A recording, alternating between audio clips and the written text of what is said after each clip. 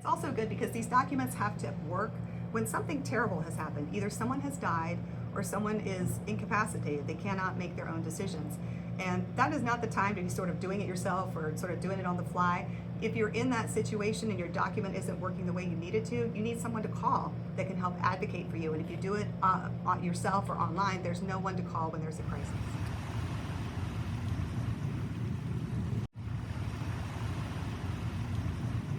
2 months ago, just before we left the United States, we took care of something that had absolutely nothing to do with passports, packing, or plane tickets. We met with our attorney and finally put our wills, power of attorney, and health documents together.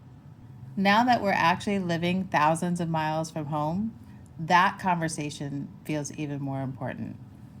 I'm Lilia Wingard Hernandez. I'm an attorney in Powhatan, Virginia, and I'm an estate planning attorney here in Powhatan. I practice with my husband Michael, who's also here with me.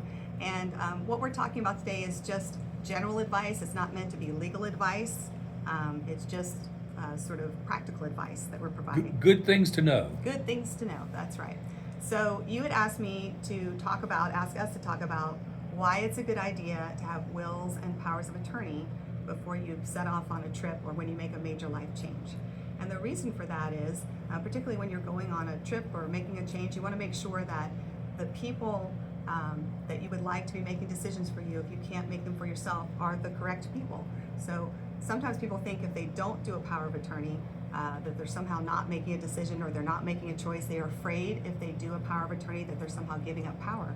But what they actually are doing is they are making a choice. They're making a choice to let the state or the court decide who should make decisions for them if they can't make them for themselves.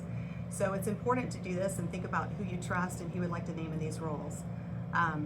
For a general durable power of attorney, that's a financial power of attorney. That's really one of the most important ones because it's for financial matters, there's a lot more oversight. If you don't have a general durable power of attorney and you become incapacitated, and 50% of us do before we pass, then someone has to go to court to be appointed as a conservator, and that's a very expensive process. It's a public process.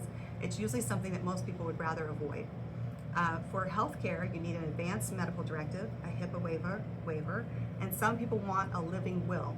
So an advanced healthcare directive is a document where you name the people that you trust to make decisions for you, personal and healthcare, if you can't make them for yourself. A HIPAA waiver is important to make sure that the people you've chosen actually have access to your medical records and can talk to your doctors. And then the living will, we often call it a directive to physicians.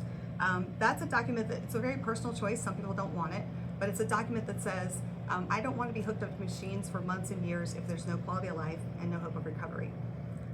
A will is important for everyone. We really think everyone over 18 should have all these documents. Sometimes, with a will, you want to make sure that you've named an executor that you trust.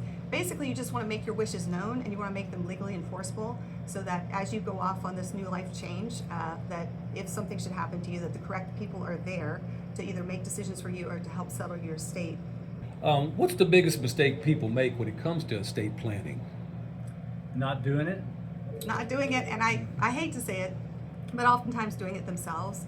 It seems simple, but there's a lot of, it's not as simple as it seems. And the thing is, these documents have to speak for you when you can't speak for yourself. And so it's very, very important that you make sure that they're done correctly, especially, let me say, for the financial power of attorney, because if you pull a form down online and you try to do something like that, and it ultimately ends up that the bank or the life insurance company won't accept it because of whatever reason, that's it. I mean, if you're already unconscious or have had a stroke and you did a power of attorney, you thought you were good, but it isn't going to be accepted by the financial institution that you need it to be accepted by, then you're out of luck and somebody has to do a conservatorship. Can't fix it then, you're right. You can't. So the people who are going to be watching this are people who are considering retiring overseas or slow traveling around the world. So why should someone who's traveling or living overseas think about a will and the power of attorney? I want to reiterate what my wife was saying about the general durable financial power of attorney.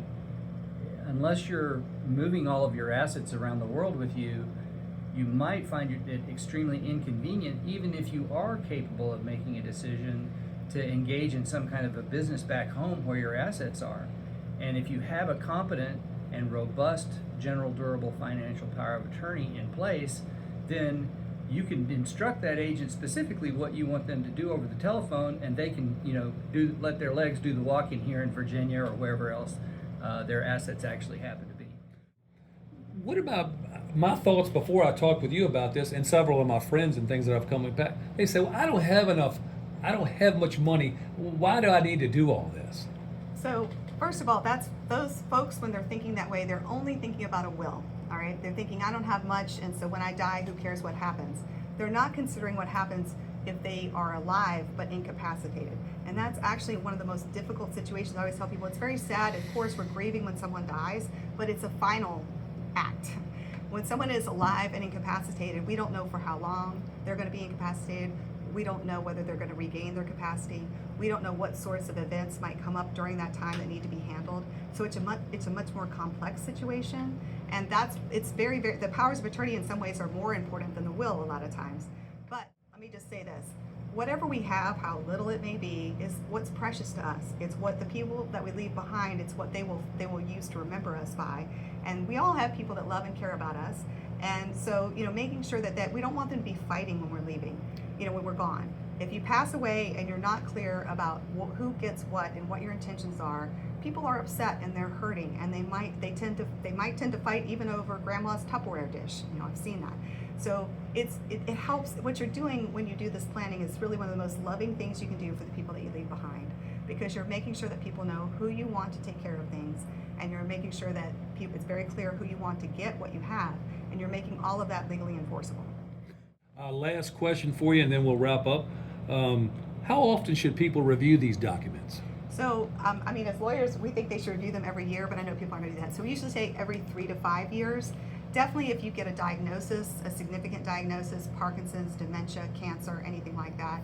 And also when you have a life change, so if you're getting divorced, if you're getting married, if you're having children, if you have a child that gets diagnosed with special needs, that's a very, very important time to plan.